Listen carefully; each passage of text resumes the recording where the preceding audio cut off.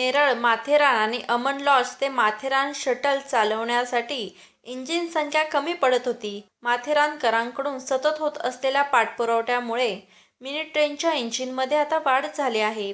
त्यामुळे रविवारपर्यंत नेरळ माथेरान दरम्यान 2 फेऱ्या वाढवण्याचा निर्णय मध्य रेल्वेने घेतला होता.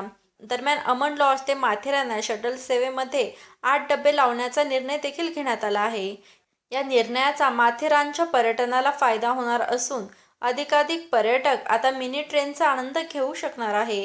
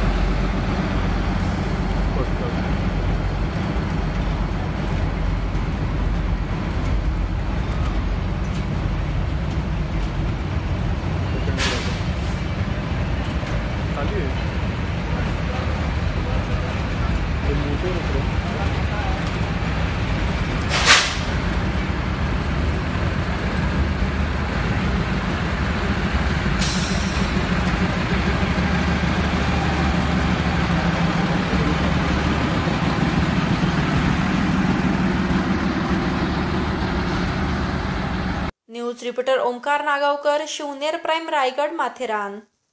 शिवनेर प्राईम टाइप करून सबस्क्राइब करा, घंटीच्या बटनावर टिक करा, लाईक करा आणि शेअर करा.